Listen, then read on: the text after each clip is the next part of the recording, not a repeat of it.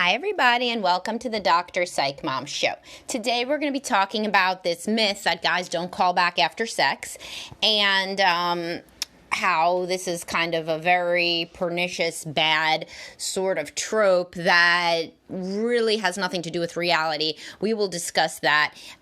First, please do subscribe. The most recent episode discusses what kind of porn actually helps with your sex life. And it's not the amateur shit, guys.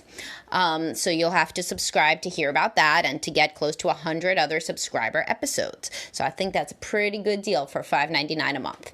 It's pretty much 25% of my episodes are subscriber. So anyhow, when guys don't call back after sex, so this is like something that women say, and it's old-fashioned, but the women saying it don't realize that it's old-fashioned. You know, they're just saying the stuff that their mothers and grandmothers would say, like, you know, why would he buy the cow if he can get the milk for free type of thing. We're not cows. We don't have milk. And the analogy really doesn't hold, because you just got to think of it like this. If a guy just had great sex, why would he not want to do that again? That doesn't make any sense, right? Like, if you went to a restaurant, you really like the food, don't you want to go back to the restaurant? I mean, like, this just makes sense. And if it was like a restaurant that was just amazing, like, would you ever be like, no, you know, I did that, I don't ever want to do that again? Especially if the restaurant was like easy to get to, you know, because it's like, in this analogy, it's not like the guy had sex with you, but, you know, he's like a spy, you know, who has to go back to like his home continent, you know, and you're over here. Like, it's like a guy who lives in your city probably that could easily see you again. So if he liked the sex with you, wouldn't he want to do it again, right? But people don't like to say this, because then what they're saying is he didn't like the sex with me. Big shit, right? I mean, like, he didn't like the sex with you, fine. Let him edit himself out of your potential partner list sooner than later, because obviously you were not sexually compatible. Now, some women are like, the sex was amazing and he still didn't call me back. Well, it wasn't. Like, it wasn't. It wasn't. Like, I don't know how many ways to say it wasn't. It's upsetting, I guess, you know, if you think of yourself as somebody with good judgment, to know you thought the sex was good, he didn't. All right. Shit happens, you know, like, we're not perfect people. Sometimes our judgment is missing. It's not there. We like the guy so much, he's so cute, whatever, that we like to think it went different than it did. And I'll tell you what kind of sex the women usually tell me about right after that. That turns out I'm like, yeah, no shit, it wasn't that good. But first, women do this too. So this is like another way to be anti-male. There's enough anti-male shit out there. It's like terrifying for women with sons. It's like a very anti-male popular culture. Men are the ones that we're allowed to say are stupid or inept or, you know, have no foresight or slobs. You could never say that about women. Anyway, so women do that too. Usually it's with kissing. So they're like, oh my God, he was like such a good guy, but I feel so bad because we didn't have any chemistry with the kiss, so I'm just not going to return messages anymore. And I'm like, okay, like, fine, you know, like it's honestly, it's 50-50 based on the person, whether they would rather be ghosted or rather be told you are a bad kisser. Really, like, you are a bad kisser could make somebody like so upset. You know, why? Like, why do that? Personally, if like somebody didn't like how I kissed, I would rather them ghost me than tell me you're a bad kisser. So 50% of the world probably agrees and 50% would rather hear it. So who am I to say who this guy is? I don't fucking know. So you want to ghost him? Fucking ghost him. Same thing with the man with the woman. Sex is more intimate, right, than just kissing. So in that case, make something up. Don't be like you were a terrible lay. What's the point of that? It's just hurtful. Like, instead, say like, oh, you know, I didn't really feel such a connection. You know, I'm sorry.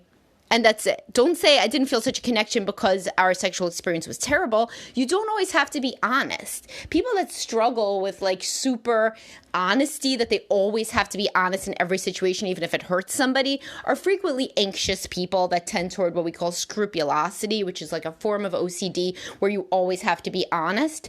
Don't do that. Don't hurt somebody's feelings by telling them what a terrible sexual partner they were. Why would you do that? I mean, you know, it just doesn't make any sense. It's just hurtful. It's like if some kid didn't want to be your kid's friend because your kid made jokes that weren't funny, wouldn't you want them just to kind of fade out? Would you want them to be like, you know what, I really liked you, but your jokes are really terrible. You have no sense of humor. You have no comedic timing at all. I cringe whenever you open your mouth. No, you really don't need that level of honesty. You don't want your kid to hear that. Sometimes we're just not meant to be with somebody. But this is an aside. Anyway, the point being here, is totally normal to not want to pursue a relationship if there's not enough sexual compatibility or chemistry. When I posted about this, because usually I have an idea, I make a video or some sort of thing, and then I do my podcast. Sometimes it's the inverse, but in this case, I did a video on it, I think, and it could have been a Canva little thing, what are those memes things? But you should be following me on social media. This means to get this shit ahead of time. But anyway, so I posted about it, and people, it's a very controversial topic because you want to believe that a guy that did something bad to you is a bad guy versus thinking that like he had a reason and the reason might have something to do with you, so people will be like, no, like guys are just assholes and they just want one thing and then they're done. They don't, even if they just wanted the one thing, wouldn't they want to do the same thing again? And then somebody said, well, sexual compatibility can grow over time. I don't know about that one. I don't know about that one. Now, certainly somebody can learn to be better at certain technical things over time. I get that 100%. You can learn to be better at like oral sex, right? Like I did my podcast about that. Subscriber one on oral sex on women, the other one on blowjobs, still my most listened to episode. But you can learn these technical things. What you can't learn is like whether you have passion and chemistry and a spark. You can't learn that. That doesn't really, like, some people are like, well, if sex is really awkward, it could be really awkward the first time. All right. So do it a couple more times, but like, don't do it more than that. Like if it's not any better the first few times, like how's it going to get better? I have a podcast coming up that I'm going to do soon called The Elephant in the Room. So there's a lot of people that have an elephant in the room of their relationship. And I'll talk about this in depth in that episode. But one of them is like, we were never sexually compatible. We do not have passion like what we see on television. And it's like, well, you probably could have told that in the first encounter, but you listened to too much of this garbage about like sexual compatibility can grow. No, it can't. Compatibility doesn't really grow. That passion, that spark, that liking the same things, so let me give you examples because I promise I'm sure you're on tenterhooks here waiting for examples of the type of sex that women tell me about that was so good, but yet, for some reason, that motherfucker didn't call back. Let me tell you what it looked like. It looked like he wanted to do stuff I didn't want to do.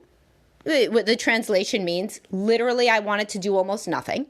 I was nervous, but he was really patient. And he said that it was okay. Meaning, basically, I told him to come back to my house. We ended up doing nothing after flirting all this time, except a little bit of kissing. And being a man who's like 45 fucking years old, he got frustrated and he doesn't really want to see me anymore. No harm, no foul. Honestly, you guys are not compatible. He wants to be with somebody who is sexually open and enthusiastic about engaging, and you want to be with somebody who's okay with just making out for extended time. That is okay. It is okay to be different people. But what is not okay is then to vilify this guy for, fading out after this all happened. Yeah, okay, it would be nicer. He shouldn't like block your number. He should say something. If he has been to your house, there was even a specter of sex on the horizon, then he should say something like, oh, I'm sorry, it didn't really work out. I don't really feel a connection. He should not be like, because I'm terrified that you will be the second sexless marriage I get into in my lifetime. He doesn't need to say that. I mean, then you're going to cry. So you don't need to cry. So the point being, when women say that it was a good sexual encounter, what they usually mean is the guy was a good kisser. He was really attractive and I was really into him. But I have like 47 things that I won't do in bed, frequently including have any sex at all. And so, but, you know, I've watched a lot of Nicholas Sparks, you know, book to movies, and I'm really a romance aficionado. And I think that the making out would have been enough for a 45-year-old man post-divorce. It is not enough. It would not be enough for a woman in that situation with a high libido either. Think about it like this. If you go back as a woman, so let's visualize it being a woman who isn't interested in a man, you go back to his house, he's like, oh, I can't wait to be with you later, right? Like everything's going for you to have sex, you're all excited. You get back there and he's like, I'm not ready. You're not ready? Really? Okay. Well, nothing you could do about that, but that's a little bit not what you were wanting. So you would be within your rights, I would hope, if you've read Dr. Psych Mom, to be like, never marry a man with a lower sex drive than you. So maybe this would be a very big reason to not continue the relationship. So then guys will say, well, I thought you said, you know, sometimes, you know, let's say you're a guy, you're back on the dating market, you're terrified, you're very anxious about it, and so you're scared that you're going to have erectile dysfunction, premature ejaculation, something. Fine. So then maybe you want to wait. But what are you waiting for exactly? Like that's going to happen. It's like the people that want to like wait to be surprised when the baby's born about the gender.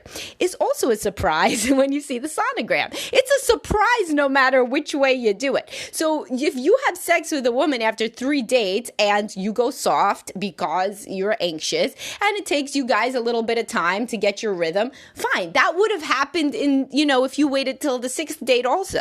You know, the same thing would have happened. So what people who are naturally kind of sex averse and shy about sex think is that if the person knows me well enough, then it won't matter that I have these issues.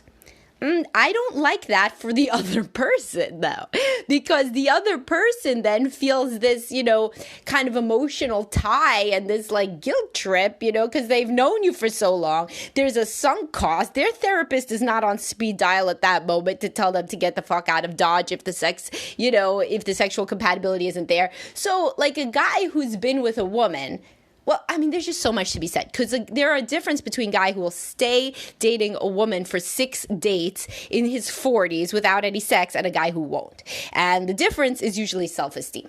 Sometimes it's being religious. I don't know much about this. The only super conservative religious people I see are the people who have terrible sex lives because of the super conservative religious stuff. And then I see them. So I'm not getting a full range, you know. I'm not getting the ones who are super happy with their married sex lives. But yeah, okay, I could see if it's really important to you to wait until marriage or something, then that's why you're waiting, fine. But I'm talking about people that are waiting because they're anxious. They're anxious about getting rejected. You are allowed to be rejected over not clicking. So guys can also tell. So there's a very big difference between the woman that doesn't know how to do a certain sexual position and the woman who's like, nope. Underwear stay on. Nope. I don't do that. I don't do that. And these women are like thinking that was a good sexual encounter. That wasn't a good sexual encounter. That's like being in prison. So it's not a good sexual encounter. So yes, so there is really no replacing sexual compatibility and liking the same stuff. So in your first encounter usually is how the rest of the sex life is going to go. If your first encounter is terrible and awkward, it generally does not get better because certain things, yeah, okay, you don't know the same positions that each other likes. Maybe he's not going to get you off through intercourse because he doesn't know what position you could do that. But he will usually get you off if he can get you off. If you are going to be sexually compatible, he usually can get you off in the first encounter because you would like tell him how to do it in the first encounter. So you also have to take responsibility for sexual compatibility. It doesn't just come from heaven. But if in the first first encounter, you're trying to tell him how to get you off, and he's like fumbling all over the place and he can't figure it out. It's not a good sign. It's just not a good sign. It's not PC to say that sex is important in these earliest stages, but it is so important because every day I deal with the aftermath of couples who ignored how important it was, and it never goes away. This problem never goes away.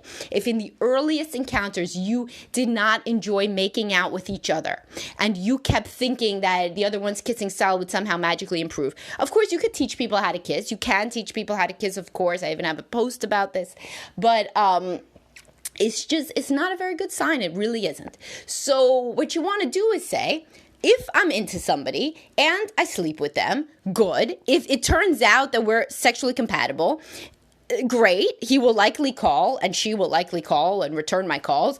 But if not, then it's just like the same as any other aspect of compatibility. It's like the date is going really, really well, and then you say you're a Democrat, he says he's a Republican, and then it's kind of like game over, which happens more and more nowadays. Now the politics are such a, integral, dichotomous sort of dating weed out thing, which it never used to be. There's a lot of books about this, about the polarization of politics, like by Ezra Klein.